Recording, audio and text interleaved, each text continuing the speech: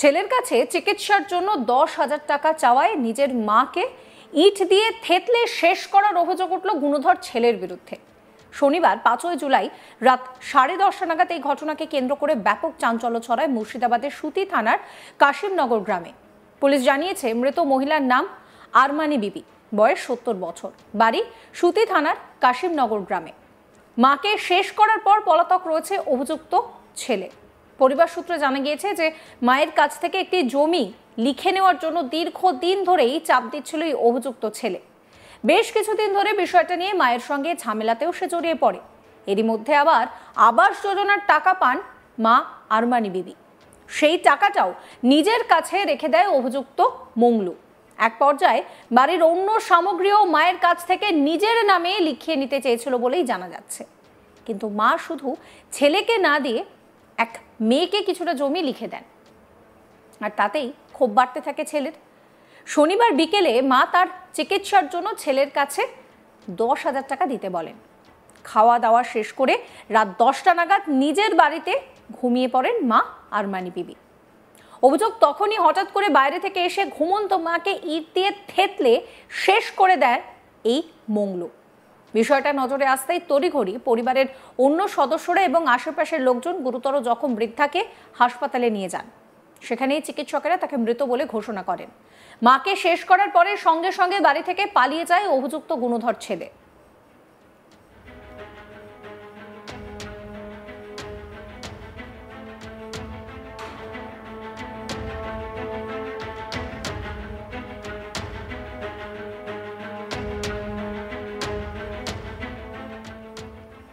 মৃতার মেয়ে রোকেয়া বিবি কি বলছেন শোনাবো আপনাদের।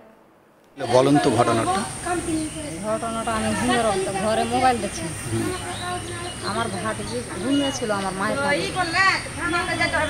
মা বলে বলছে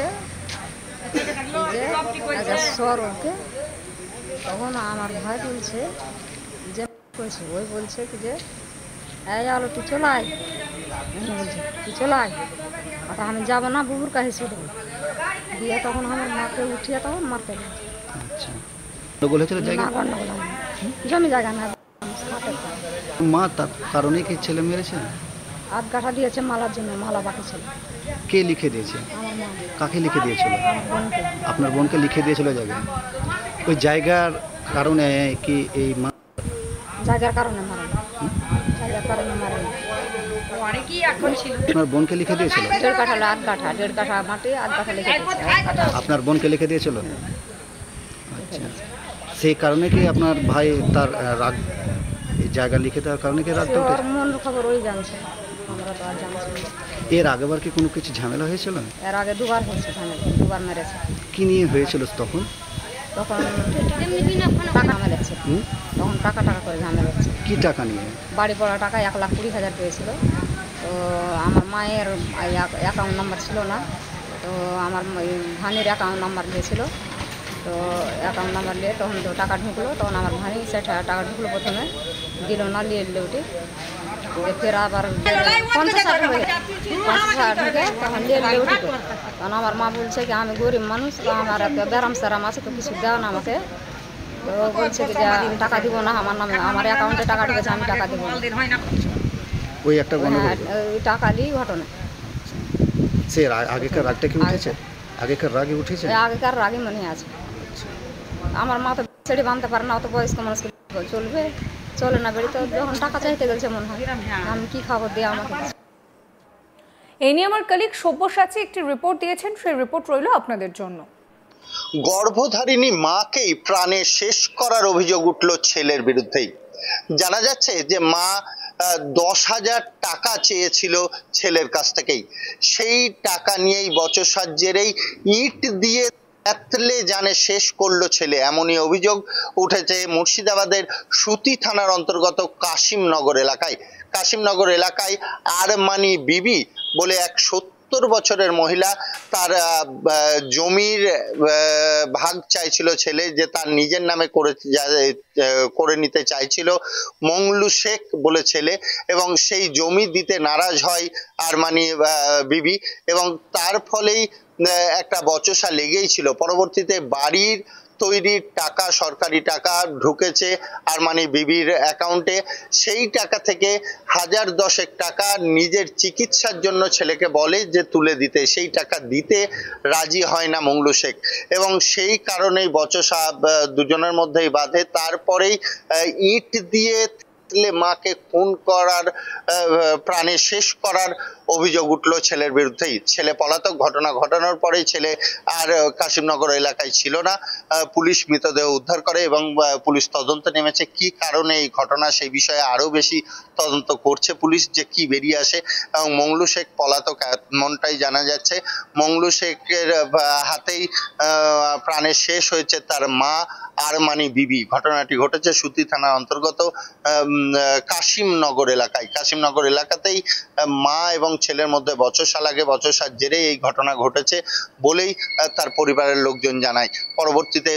পরবর্তীকালে পুলিশ আরমানি বিবির মৃতদেহ উদ্ধার করে নিয়ে আসে। উদ্ধার করে ময়না তদন্ত সম্পন্ন হয় জঙ্গিপুর মহকুমা হসপিটালে। তবে যেটুকুটা জানা যাচ্ছে, এই জমি জায়গা নিয়ে বিবাদ চলছিল মা আর ছেলের মধ্যে দীর্ঘদিন ধরেই। কেউ কেউ এই কথাও জানিয়েছেন যে বেশ কিছু জমি মেয়েদের নামে করে দিয়েছিলেন আরমানি শেখ। পাশাপাশি 1 বিঘা জমি এই মংলু শেখ চাইছিলেন যাতে মা তার নামে লিখে দেয়, কিন্তু মা সেই জমি লিখে দিতে চাননি। সেই নিয়েও একটা বচসা ছিল। পাশাপাশি মংলু শেখের কাছে আরমানি শেখ নিজের চিকিৎসার জন্য একটি টাকা তুলে দেওয়ার কথা বলেছিলেন, যে আমার চিকিৎসা করাতে হবে, সেই টাকাটা তুলে দেওয়ার জন্য। কিন্তু মংলু শেখ কোনোভাবে সেই টাকা তুলে দিতে চায়নি।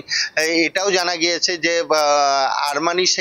আরমানি বিবিরই যে বাড়ি তৈরির টাকা, সেই টাকায় তার অ্যাকাউন্টে ঢুকেছিল। সেখান থেকেই 1010 টাকা তুলে দিতে বলেছিলেন ছেলেকে, কিন্তু সেই টাকা তুলে দিতে চাননি মংলু শেখ। তার ফলেই দুজনের মধ্যেই বচসা লাগে। বচসার জেরেই একাই থাকতেন মা আরমানি বিবি এবং বাড়িতে ইট দিয়ে প্রাণে শেষ করা হয়েছে বলেই অভিযোগ মংলু শেখের বিরুদ্ধে। তবে এখনো পর্যন্ত পুলিশ মংলু শেখের হদিশ পায়নি। মংলু শেখ ঘটনা ঘটানোর পরেই পলাতক হয়ে আছে। খুব তাড়াতাড়ি মংলু শেখকে গ্রেপ্তার করা হবে, সে কথা আমরা জানতে পারি প্রশাসনিক সূত্রে। পুলিশ সূত্রে যেটুকুটি জানা যাচ্ছে যে মৃতদেহ সাথে সাথে ঘটনা ঘটার পরেই মৃতদেহ উদ্ধার করে পুলিশ। উদ্ধার করে ময়না তদন্তের জন্য নিয়ে আসে জঙ্গিপুর মহকুমা হসপিটাল। এখন দেখার যে কবে ধরা পড়ছে মংলু শেখ।